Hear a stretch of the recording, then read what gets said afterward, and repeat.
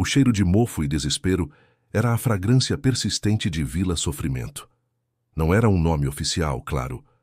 No mapa, era apenas o setor C4, uma mancha cinzenta na periferia de Nova Aurora, a metrópole de vidro e aço que prometia o futuro e o entregava apenas aos bem-nascidos.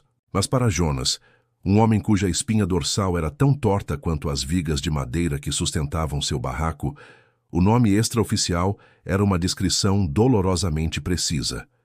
Eles diziam que dinheiro não trazia felicidade.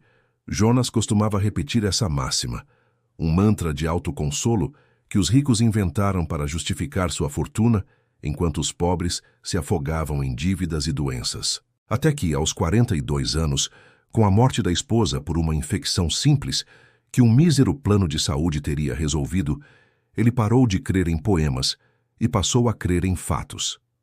E o fato irrefutável era que a pobreza não só não trazia felicidade, como trazia a morte, a humilhação e a negação de tudo que era minimamente decente na vida. Jonas não era um economista, nem um sociólogo, nem um revolucionário de barricada. Ele era um gari. Seus dias eram passados esfregando o chão que os ricos pisavam, coletando o lixo que eles descartavam sem pensar duas vezes. E, ironicamente, esse lixo era muitas vezes mais nutritivo do que as refeições que ele conseguia bancar. Um dia no aterro sanitário que ficava na divisa de Vila Sofrimento, com os pomposos condomínios de Nova Aurora, uma fronteira marcada por um muro de concreto de 10 metros de altura e arame farpado, Jonas encontrou algo que mudaria a geometria de sua vida e eventualmente a de toda a cidade.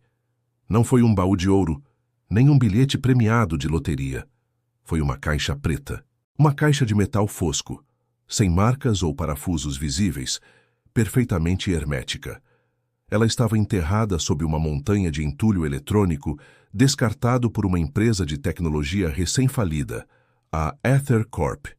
Por curiosidade, e porque o peso incomum da caixa sugeria algo mais do que lixo, Jonas usou o gancho do seu caminhão para içá-la.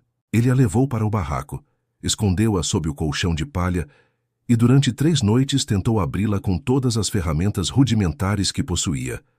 Em vão. A caixa era impenetrável. Na 4ª noite, exausto, ele a jogou contra a parede em um acesso de raiva impotente, e foi então que o impensável aconteceu. Ao invés de rachar, a caixa emitiu um zumbido suave, quase imperceptível, e um painel translúcido de luz azul celeste se materializou em uma das faces. Não era uma tela de toque, era algo que interagia com o pensamento. E a primeira mensagem que Jonas decifrou da interface, que parecia se comunicar através de ondas cerebrais, não foi um código ou um manual. Foi um saldo bancário. Saldo 9.873, 451.288, 9 bilhões. 873 milhões, 451 mil, R$ 200,88.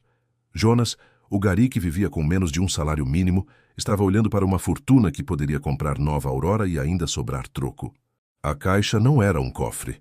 Era um token de acesso para um dos maiores fundos de capital de risco da Ether Corp, esquecido ou propositalmente escondido e, de alguma forma, vinculado ao seu toque. A interface mental, com o tempo, revelou mais. A quantia estava em uma conta offshore, intocável por impostos imediatos ou bloqueios judiciais simples, e o token permitia transferências limitadas, mas maciças, de forma anônima. O pânico inicial logo deu lugar a uma clareza fria.